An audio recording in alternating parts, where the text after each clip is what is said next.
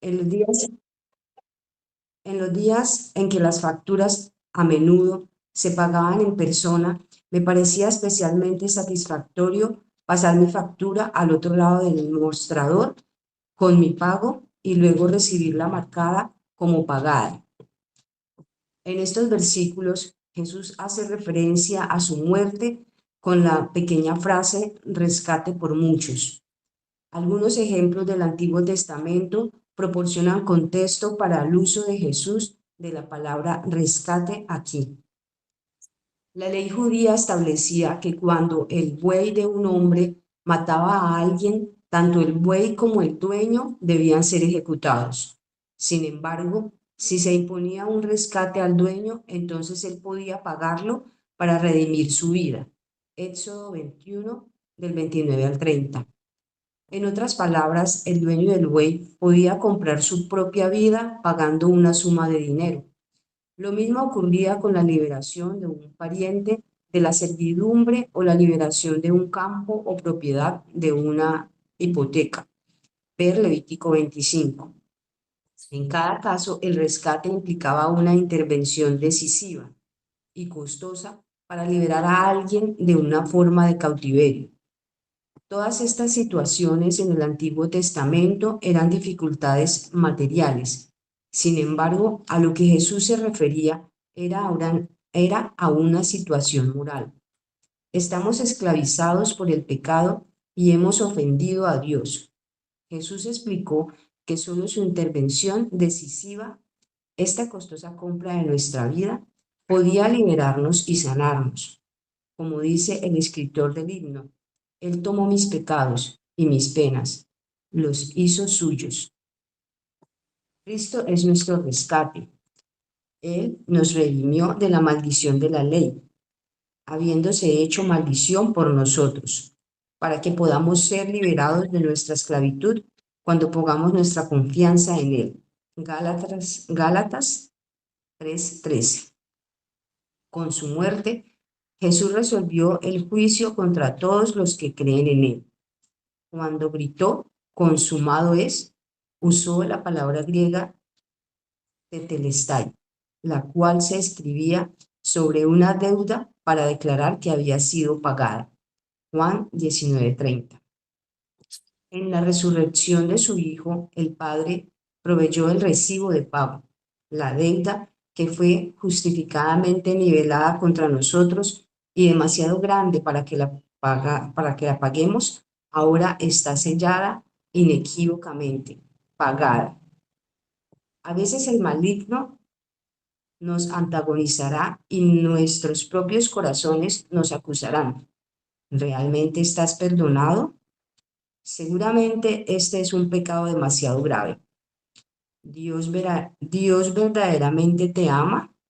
¿Ciertamente tienes un lugar en la gloria por toda la eternidad? Cuando escuches estos susurros, recuérdate a ti mismo que Cristo se acercó a la barra misma de la justicia y saldó la cuenta que estaba en tu contra. El Padre lo resucitó de entre los muertos. Por lo tanto, puedes encontrar total seguridad en el hecho de que Él nunca más exigirá el pago por ninguna de estas acusaciones. Tu cuenta ha sido liquidada de una vez por todas. Has sido rescatado. Amén. Para profundizar, Colosenses 2, del 8 al 15. Mi hermanita, muchas gracias. Bueno, buenos días. Que el Señor tenga misericordia de nuestro entendimiento, de mi imprestancia y nos permita entender y reconocerle en toda su magnitud conforme a lo que ha revelado en su palabra. Un rescate para muchos. Efesios 2:1. ¿Quién recuerda qué dice Efesios 2:1 en la mente? Recuerda que memorizar la palabra de Dios es vital para nuestras vidas, para nuestras nuevas vidas. Efesios 2:1. Y Él os dio vida a vosotros cuando estabais muertos en vuestros delitos y pecado. Pregunta: si hoy fuera tu último día a este lado de la eternidad, ¿irías al cielo o al infierno? para que pienses, medites, y si el Señor lo permite, podemos contestarla al final. Lamentablemente, un gran sector de la iglesia cree y enseña que la salvación es por gracia y a la vez que los creyentes debemos conservarla o corremos el riesgo a perderla. Y es irónico, soy salvo por gracia, pero conservo mi salvación por mis obras. Es sumamente contradictorio y, y muy necio. J.C. Riley dice, es el primer obispo de Liverpool, y decía acerca de este tema que si los santos de Dios pueden ser echados fuera, es un hecho curioso y sorprendente que la Biblia no nos haya ofrecido ni un solo ejemplo claro de ello. Vamos a examinar qué dice la palabra de Dios, qué dice nuestro Creador acerca de la seguridad de la salvación. Una doctrina súper importante para la vida del creyente, la perseverancia de los santos. Esa es una doctrina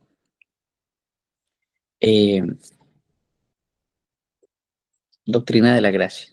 Ya hemos hablado de la depravación total, hemos hablado de la salvación incondicional, y vamos a mirar otra doctrina.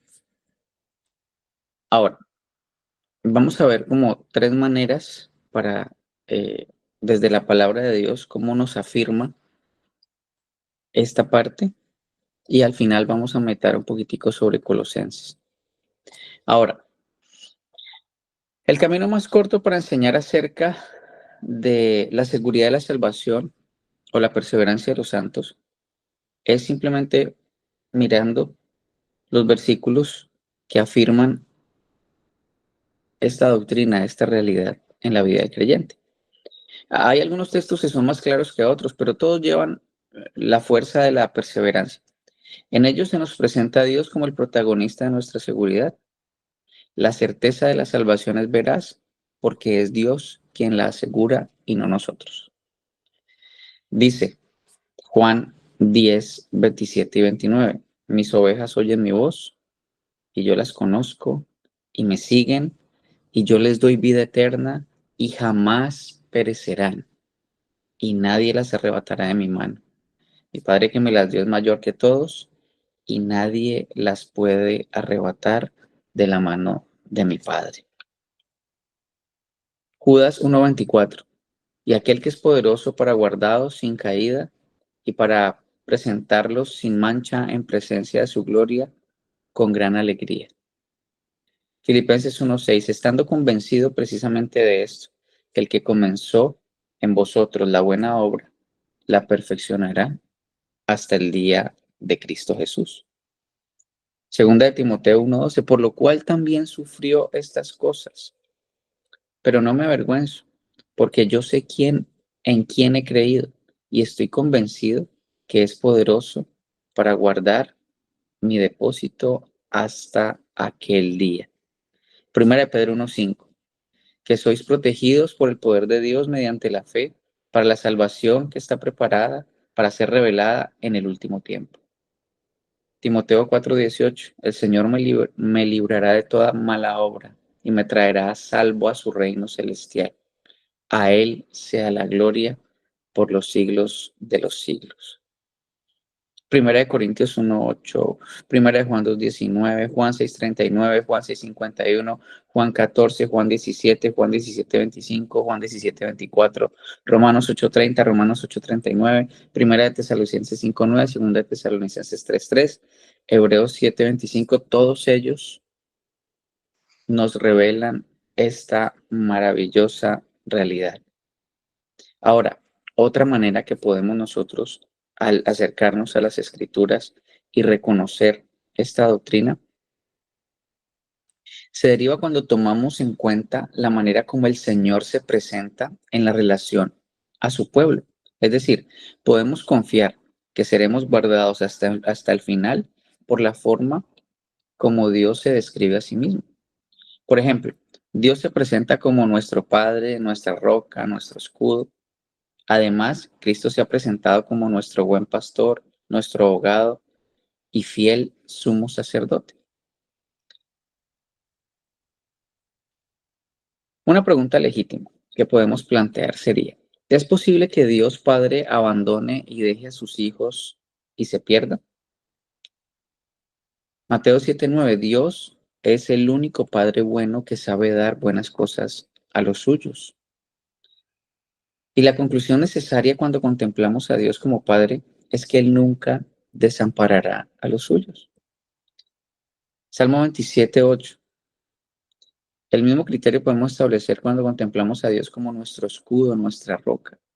Él es un seguro suficiente, escudo que nos guardará del mal. Es la roca de salvación en la que podemos aferrarnos confiadamente.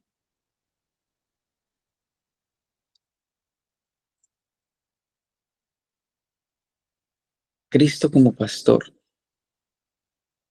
Cristo se presentó como un pastor. En realidad, él se describió como el buen pastor que da vida a sus ovejas, Juan 10:11. Y desde aquí podemos plantearnos otro interrogante. ¿Será posible que nos perdamos siendo parte de su rebaño? ¿Qué clase de pastor sería Jesús si al final una de sus ovejas se pierde? Como abogado. Asimismo, Cristo también se presentó como nuestro abogado. El apóstol Juan dice, hijitos míos, os escribo estas cosas para que no pequéis. Y si alguno peca, abogado tenemos para con el Padre, a Jesucristo el justo. Eso quiere decir que si pecamos, tenemos la seguridad de tener en Cristo un abogado que nos defiende. Pablo usa esta misma idea cuando hace la pregunta retórica, ¿quién acusará a los hijos de Dios? Dios es el que justifica. ¿Quién es el que condena?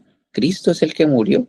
Sí, más aún el que resucitó y el que además está a la diestra de Dios y el que también intercede por nosotros, Romanos 8:33-34. Ahora, ¿qué clase de abogado sería Cristo si al final no puede defendernos? ¿Qué confianza pudiésemos tener en un abogado que no puede asegurarnos su ayuda y asistencia? Si eres nacido de nuevo, mi hermano, mi hermana, vas a ser preservado hasta el día de la eternidad y más allá. Entonces no hay cabida para que en algún momento haya en algún corazón de un creyente una pizca de duda de qué va a pasar en el momento que muera. No debe haber una pizca de duda si llega alguna enfermedad catastrófica. No hay pizca de duda si estamos envueltos en una situación difícil, porque Él es el que nos preserva, Él es el que asegura. Cristo como sacerdote. La tesis central del libro de Hebreos es que Cristo es nuestro eterno, suficiente, santo, compasivo y gran sumo sacerdote, Hebreos 8:1. Él fue quien se presentó al Padre por nosotros. Él nos representa ante Dios e intercede por su pueblo. Es decir, Cristo presenta los méritos, la eficacia y la suficiencia de su sacrificio en favor tuyo, en favor mío y en favor de todos los creyentes a lo largo de la historia. Por lo tanto, considerando que Él es nuestro pastor, nuestro abogado, nuestro sacerdote, podemos descansar en el hecho de que Cristo no dejará sus ovejas. Él defenderá a los suyos y siempre se presentará ante Dios a tu favor, a mi favor, a favor de su iglesia. Entonces, tenemos versículos que claramente nos presentan esta verdad. Tenemos la manera como Dios se describe a sí mismo que nos ratifica, si se puede decir, esta verdad. Y ahora miramos lo que significa la salvación, porque a veces se nos olvida qué significa ser salvos. ¿Qué significa por gracia sois salvos? La seguridad de la salvación es necesaria conclusión cuando tomamos en cuenta cómo Dios salva al pecador. Es decir, nuestra nueva naturaleza, la nueva posición que tenemos delante de Dios, son un sólido argumento a favor de la seguridad de la salvación. Por ejemplo, la Biblia nos enseña que los creyentes fuimos llamados, regenerados, justificados, adoptados, reconciliados y santificados. Y solamente por citar algunas cosas de las que ya tú eres. Porque el otro día dijimos que tenemos la santidad suficiente para presentarnos delante de Dios. Y que esa santidad que tenemos ya ganada por los méritos de Cristo, simplemente se revela día a día, paso a paso, en nuestro trasegar a este lado de la eternidad, en asistencia del Espíritu Santo, pegado a Él, a su palabra. Entonces, 3 aspectos de nuestra redención solamente, hoy vamos a mirar, y cómo ellos nos llevan a concluir que seremos preservados hasta el final. Ahora, fuimos regenerados. La Biblia nos enseña que todos nacemos muertos por el pecado. Acuérdense que somos condenados por herencia, pero también somos condenados por nuestras propias decisiones, porque nadie nos obliga a mentir, nadie nos obliga a robar, nadie nos obliga a fornicar, nadie nos obliga a ir en contra de la palabra de Dios. Nosotros lo hacemos naturalmente.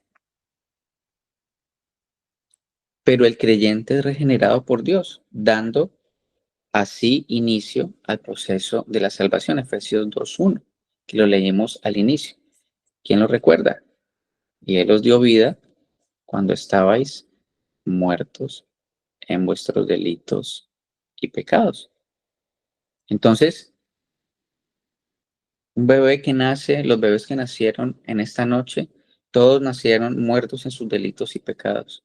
Y solamente a través de la predicación de la palabra de Dios, de la presentación de los hechos, la vida y obra de Cristo, es que esos niños, esas niñas que nacieron, van a ser regenerados, así como tú y yo lo hemos sido.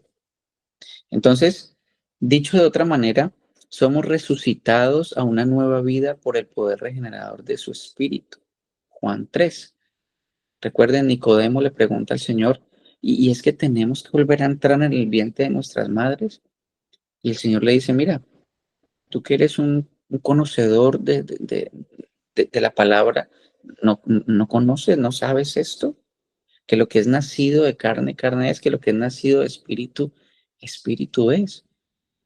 Y ya tú fuiste regenerado, tú fuiste regenerada, ya eres una nueva criatura. Ya no estás muerto en tus delitos y pecados, ya no te deleitas en el pecado, ya no practicas el pecado como tu deporte favorito. Entonces, eso es el nuevo nacimiento. La obra de la regeneración es una obra que hace Dios una sola vez al comienzo de nuestra vida cristiana, pero con un efecto permanente hasta que obtenemos la herencia de la vida eterna. Dice 1 Pedro 1, 3, 4, bendito sea el Dios Padre nuestro Señor Jesucristo, quien según su gran misericordia nos ha hecho nacer de nuevo a una esperanza viva mediante la resurrección de Jesucristo de entre los muertos, para obtener una herencia incorruptible, inmaculada, que no se marchitará, reservada en los cielos para ustedes.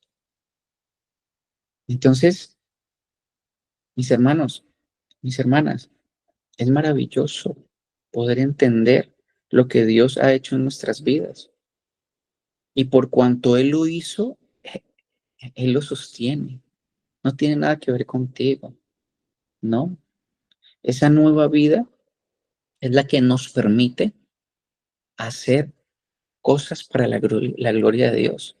Nosotros no hacemos cosas para agradar a Dios. Por cuanto ya agradamos a Dios en Cristo Jesús, hacemos cosas. y se ven los frutos. Entonces, en la Biblia no encontramos una persona que haya estado muerta, luego regenerada y después otra vez muerta por su pecado. Volver a perderse después del nuevo nacimiento es una categoría inexistente en el testimonio de las Escrituras. Tal situación no existe. Recuerda cuando dicen los que se fueron era porque nunca fueron de nosotros. Entonces, ¿qué es y por qué se van de la iglesia? Mire, ese decía y levantaba las manos y lloraba. Ese salió una vez allá adelante y levantó las manos y dijo la oración. Ninguna obra. Recuerden que nuestro Dios actúa en silencio. Él es ese silbo apacible. Él no es ninguna tormenta, Él no es ningún fuego, Él no es nada. Él cuando se revela adelante. Tú ni siquiera te diste cuenta cuando el Señor te dio nueva vida.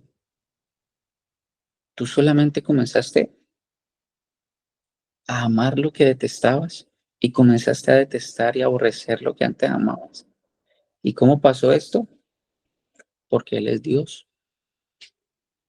Porque en algún momento escuchaste los hechos de Cristo y Él en su momento con eso te dio vida, te cambió el corazón. Entonces fuimos regenerados. Ahora, fuimos justificados. La Biblia nos enseña que todos nacemos condenados por el pecado, pero el creyente es justificado por Dios cuando confía en Cristo y se convierte a Él.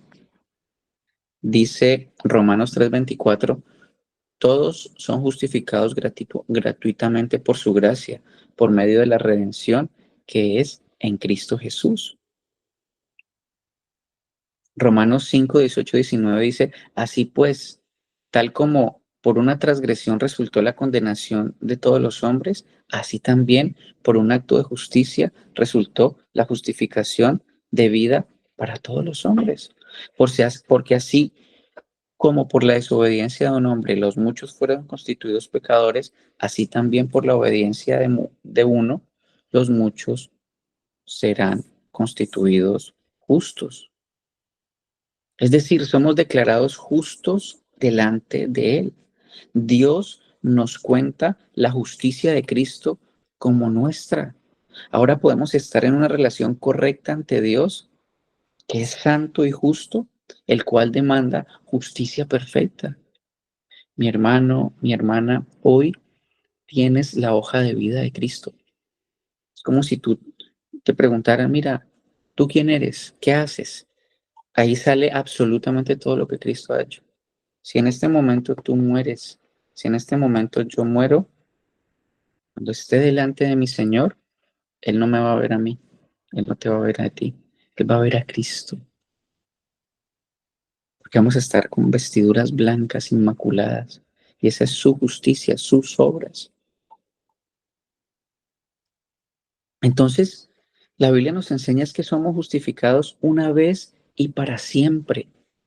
Y únicamente aguardamos nuestra glorificación final. Romanos 8:30. A los que predestinó, también llamó, a los que llamó, justificó, y a los que justificó, también glorificó.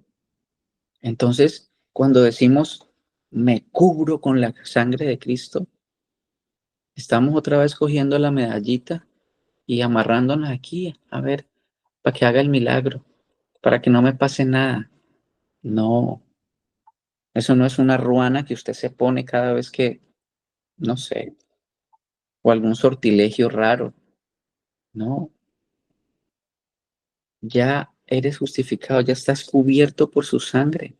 Ya no necesitas cubrirte y volverte a cubrir y volverte a cubrir y seguirte cubriendo con la sangre de Cristo, porque ya Él lo hizo. Si eres nacida de nuevo, si eres nacido de nuevo, ya eres justificado y ya la sangre de Cristo te ha limpiado. No necesitas ni más sacrificio ni más sangre, porque es una vez y para siempre. Entonces, la necesaria conclusión, si tomamos en cuenta que las escrituras nunca presentan a quienes han sido justificados luego volviendo a su estado de condenación, entonces tu salvación y la mía son seguras. No tenemos por qué temer. Fuimos reconciliados. En otro sentido, la Biblia enseña que los creyentes estábamos enemistados con Dios, éramos enemigos de Dios, pero los creyentes hemos sido reconciliados en Cristo. Por eso el apóstol Pablo dice, ahora tenemos paz. Dice, por tanto, habiendo sido justificados por la fe, tenemos paz para con Dios por medio de nuestro Señor Jesucristo. Romanos 5:1. Mi hermano, mi hermana, ya la ira de Dios no está sobre ti. Por eso, cuando hay personas allá afuera que predican y dicen, ay, Dios tiene un plan maravilloso para ti, eso es mentira, salido de lo más recóndito del infierno, porque dice que Dios está irado contra el impío todos los días. Dios tiene un plan maravilloso para ti, que has nacido de nuevo, para ti que eres su hijo, que eres su hija, pero no para los que no son hijos. Para los que no son hijos, la ira de Dios está sobre ellos y van caminando felices, pensando que van felices, pero van caminando hacia el cadalso, hacia el infierno. Entonces, no hay ningún plan maravilloso para los impíos. Es la ira de Dios que fue satisfecha por la sangre del Cordero. Entonces, esta reconciliación es obrada por Dios una vez y para siempre. Y es nuestra conclusión cuando consideramos las palabras de Pablo, porque si cuando éramos enemigos fuimos reconciliados con Dios por la muerte de su Hijo, mucho más, habiendo sido reconciliados, seremos salvos por su vida. Hermano, estas verdades son gloriosas. Tu salvación está segura en Cristo y no se va a perder. Por más necio que sea tu corazón, aún. Y si tu corazón es necio, el Señor te va a traer en disciplina, no te preocupes. Si estás viviendo en algún pecado y has nacido de nuevo, el Señor te va a traer. Y si te tiene que partir una pata para ponerte acá arriba, lo va a hacer. Tu salud, tu familia, tu economía, lo que sea, no importa. Pero que vuelves y te enderezas, por cuanto eres hijo, por cuanto eres hija. Si no lo eres, tranquila, vas a seguir allí hasta el día que el Señor te llame de las tinieblas a la luz admirable. Entonces, la nueva relación que tenemos con Dios es segura en virtud del sacrificio de Cristo. La naturaleza irreversible de nuestra regeneración, de nuestra justificación y nuestra reconciliación son testimonios claros de la seguridad de la salvación. Por eso podemos concluir que los creyentes, una vez regenerados, para siempre quedarán regenerados. Una vez justificados, para siempre estarán justificados. Una vez glorificados, para siempre permanecerán reconciliados con su Creador. Y gloria a Dios, gloria a Dios. Vamos a comenzar a aterrizar considerando Colosenses. Dice William Sandy, en la carta a los Efesios, la iglesia es el objetivo principal y el pensamiento pasa o se mueve hacia arriba, a Cristo, como a la cabeza de la iglesia. Pero en la epístola a los Colosenses, Cristo es el objetivo principal y que el pensamiento se dirige hacia abajo, o sea, de Cristo hacia la iglesia, como el cuerpo de Cristo. El pensamiento que predomina en esta epístola es que Cristo es todo. Él es todo lo que necesito. Él es todo. Carlos Wesley lo expresó de la siguiente manera, en uno de sus himnos: tú, oh Cristo, eres todo lo que quiero, en ti hallo más que todo. El predicador Carlos Spurgeon dijo, mira tu propia insignificancia, sé humilde, pero mira a Jesús. tu gran representante, y alégrate por ello. Te evitará dolores y angustias el aprender a considerarte a ti mismo como unido a Él, aceptando en el amado y encontrando en Él todo tu todo. Si estamos descansando espiritualmente en Él, descubriremos que no necesitamos ningún ritual, que no consideramos necesario discutir en cuanto a teorías de inspiración. ¿O crees que la Biblia es la palabra de Dios o no crees que sea la palabra de Dios? Dice 2:8, mirad que nadie os engañe por medio de filosofías y huecas sutilezas, basadas en tradiciones de los hombres, conforme a los elementos del mundo y no según Cristo. Pablo aquí comenzó diciendo que nadie os engañe por medio de filosofías y huecas sutilezas. Si usted sigue la historia de la filosofía, comenzando desde Platón hasta los últimos filósofos, encontrará que ninguno de ellos tiene un elevado concepto de la inspiración de la palabra de Dios. Ellos están buscando respuestas a los problemas de la vida, pero no las encontrarán en la filosofía. Un verdadero filósofo es un buscador de sabiduría, pero la verdad no se encuentra en la sabiduría humana. Cristo es la respuesta a la filosofía. Y Pablo escribió en 1 Corintios 1:30, pero gracias a él vosotros estáis unidos a Cristo Jesús, a quien Dios ha hecho nuestra sabiduría.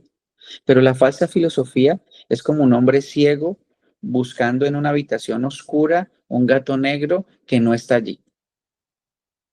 Es que no hay esperanza para su búsqueda de la verdad. De allí la advertencia de Pablo a los colosenses y la advertencia a ti y a mí. Vanas sutilezas basadas en tradiciones de los hombres. Recordemos que el Señor Jesús condenó a los líderes religiosos de su tiempo porque enseñaban las tradiciones humanas en vez de la palabra de Dios. Por tal motivo estamos comprometidos a una enseñanza total de la palabra de Dios. No basta concentrarse en extraer alguna interpretación especial de algún pasaje en particular, dedicarse a estudiar la profecía completa, enfatizar en la vida cristiana. Con toda seguridad estos temas están en la Biblia, pero hay en este libro mucho más. Por ello debemos considerar importante el estudio total y completo de la palabra de Dios. Lo anterior a Cristo es sombra. Por tanto, nadie os critique en asuntos de comida o bebida o en cuanto a días de fiesta, luna nueva, días de reposo. Todo es sombra de lo que ha de venir. Mira, nosotros y muchos creyentes lamentablemente viven como este ejemplo. En la época de la guerra, en la última guerra grande que tuvo la humanidad a mediados del siglo pasado, los matrimonios se separaban porque los señores iban a la guerra y normalmente las esposas quedaban con una foto de ellos y cada vez que querían como recordarlo, miraban la foto y se aferraban a ella. Pero cuando acabó la guerra y volvieron, ellas se desplazaron a los sitios donde llegaban los barcos con ellos. ¿Y ustedes qué creen que hacían? Cuando llegaba el esposo, comenzaban a mirar la foto. Ay, esposo lindo, esposo bello. No, la foto ya no tenía ninguna importancia, ya iban era directamente a él, a abrazarlo, a cogerlo. Ya nuestro Redentor llegó. Y entonces ahorita nosotros peleando por el árbol, peleando que si esto, peleando que si lo otro, peleando que si aquello. Mis hermanos, ya Cristo está aquí. Ya estamos libertados, ya estamos libres. Ya estamos libres. Dice en este versículo, conforme a los elementos del mundo y no según Cristo. Otra versión traduce los principios elementales del mundo. Versículo 9. Porque en él habita corporalmente toda la plenitud de la divinidad. En él habita todo el pleroma. Y esta es una declaración muy directa y clara de la deidad del Señor Jesús, que no podía haber declarado de una forma más categórica que esta. Es decir, en Cristo mora todo Dios, no simplemente una parte, sino todo Dios. y vosotros estáis completos en él, que es la cabeza de todo principado y toda potestad. Versículo 10. O sea, es un término, cuando dice que en él habita toda la plenitud, todo el pleroma, es un término náutico. Y uno lo podría traducir de la siguiente manera: vosotros estáis listos para el viaje de la vida en él. Usted está listo para el viaje de la vida en Cristo. Y por cualquier cosa que uno necesite para el viaje de la vida, lo encontrará en él. En ese sentido es que podemos decir que Cristo es la respuesta. Ahora, ¿cuál es la pregunta el día de hoy? ¿Cuál es la duda que tiene? Cristo es la respuesta. ¿Cuál es su necesidad? Cristo es la respuesta. De lo contrario, está siendo influenciado por filosofías humanas. Y si es así, hoy es un buen día para ir en arrepentimiento y fe delante de Él. ¿Está usted siendo apartado por palabras persuasivas o por sistemas de tradiciones humanas? Vuélvase a Cristo. Versículo 11. En Él también fuiste circuncidados con la circuncisión no hecha por mano de hombre, sino por la circuncisión de Cristo, en la cual sois despojados de vuestra naturaleza pecaminosa. El apóstol les estaba diciendo que se libraran de aquello que era externo y que la verdadera circuncisión era el nuevo nacimiento, como lo explicamos ahorita. Porque en Cristo Jesús ni la circuncisión vale nada, ni la incircuncisión, sino la nueva creación. Ya eres nueva criatura. Y por cuanto eres nueva criatura, tu salvación está segura. Además de muchas otras cosas que ya hemos hablado aquí. Versículo 12, con él fuiste sepultados en el bautismo, fuiste también resucitados por la fe en el poder de Dios. Y un predicador dijo: conozco perfectamente lo que es la evidencia y debo decirles que una evidencia como la de la resurrección no ha podido aún ser refutada. La muerte y la resurrección de Cristo es un hecho histórico. Y cuando Él murió, usted y yo morimos con Él. Él ocupó nuestro lugar y cuando Él fue resucitado, nosotros fuimos resucitados en Él. Y ahora estamos unidos al Cristo viviente, al Dios viviente. Mi hermano, mi hermana, cuán importante es que nosotros podamos ver esto hoy. Estamos unidos a un Salvador viviente. Y es muy importante recordar que ninguna ceremonia nos lleva a Cristo. El punto en cuestión es que si hemos nacido espiritualmente de nuevo o no. Si realmente conocemos a Cristo como Salvador o no. Ese es el punto. Y si tu respuesta es sí, gloria a Dios. Y si tu respuesta es no, simplemente pídele que te salve. Pídele que tenga misericordia. Arrepiéntate. Arrepiéntate. Versículo 13.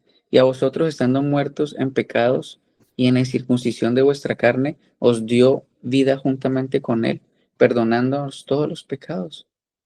O sea, la salvación no es el mejoramiento de la antigua naturaleza. No, es la impartición de una nueva naturaleza. O sea, tú no eres Jenit.2 o Raúl Augusto.2 o Orlindo.2 o Marta Lucía.2 o Luz.2. No, no, no, no, no. Él no viene a mejorar. No, Él viene a darnos una nueva naturaleza, no a mejorar, porque esto ya está perdido. Él hace una nueva criatura en ti, hace una nueva criatura en mí. Y si eso lo entendemos hoy, gloria a Dios, gloria a Dios. Sería útil plantearnos las siguientes preguntas. ¿Cuán cerca se encuentra usted de Cristo?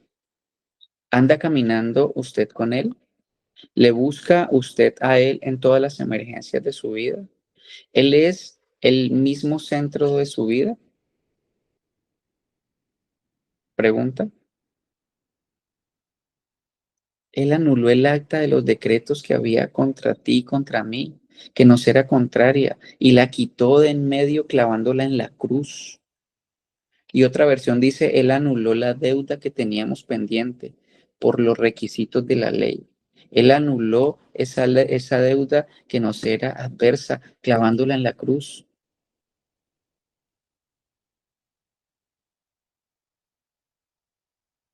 Él estaba siendo ajusticiado públicamente debido a la acusación de que había estado encabezando una rebelión, lo cual, por supuesto, no era cierto. Pero esa falsedad había sido la acusación presentada contra él. Cuando la gente que se encontraba frente a la cruz leyó aquel anuncio, entendió que él había sido desleal con el César, porque se había nombrado a sí mismo como rey. Para aquellos entonces, esa era la razón por la cual estaba muriendo Cristo. Pero cuando Dios miró esa cruz, vio un altar sobre el cual el Cordero de Dios que quita el pecado del mundo era ofrecido.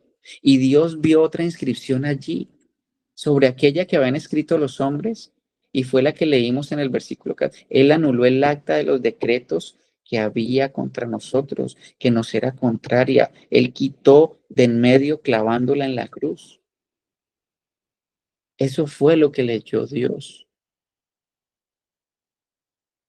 Él escribió los decretos, Él escribió los 10 mandamientos, Él escribió la ley que no somos capaces de cumplir, las ordenanzas de cuyo incumplimiento somos culpables tú y yo. Y cuando Cristo murió allí, no murió porque había quebrantado la ley. Él era sin pecado, pero Él murió porque nosotros la habíamos quebrantado, porque usted y yo somos pecadores. Como Pablo dijo en otra ocasión, porque todos pecaron, están destituidos de la gloria de Dios. Por tanto, iglesia, si Dios le ha salvado a usted, le ha resucitado espiritualmente entre los muertos, le ha unido al Cristo viviente, ¿por qué va a regresar usted a la ley que en primer lugar no puede cumplir? Usted ni siquiera puede cumplir hoy la ley con sus propias fuerzas, con su fortaleza personal. Es que la ley fue dada para disciplinar a la vieja naturaleza, pero ahora al creyente se le ha dado una nueva naturaleza y la ley, por lo tanto, ha sido quitada como forma de vida. No tenemos ahora una nueva naturaleza. Estamos unidos a Cristo, somos parte de la nueva creación. Celebramos el primer día de la semana porque fue el día en que Cristo resucitó de los muertos. Eso es lo que significa que los decretos que nos eran adversos han sido clavados en la cruz. Y el versículo 15 dice, y despojó a los principados y a las autoridades y los exhibió públicamente triunfando sobre ellos en la cruz. Esta victoria espiritual que Cristo ganó para el creyente es de un valor incalculable. Mi hermano, mi hermana, y la oscuridad ya no tiene poder sobre ti ni sobre mí. Ya somos salvos. Ya es seguro que el día que nosotros nos presentemos delante de Dios, vamos a ser recibidos como los benditos de mi Padre. Y eso debe estar claro en tu corazón y en tu mente, mi hermano, mi hermana. Debe estar claro. Mira, los verdaderos creyentes confiesan sus pecados. Los verdaderos creyentes caminan en la luz. La luz aquí significa la verdad intelectual y moral. Ahora, afirmo las verdades de la Escritura y deseo obedecerlas. Los verdaderos creyentes confiesan sus pecados. Confesar aquí no significa recitar cada cosa mala que hemos hecho, sino significa estar de acuerdo con Dios sobre nuestro pecado.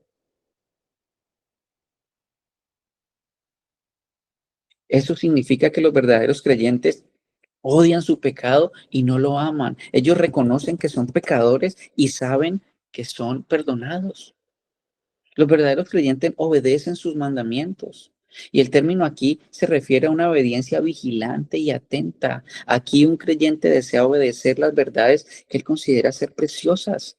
Incluye un acercamiento activo a la obediencia. El cristiano estudia las escrituras para poder entenderla y obedecerla.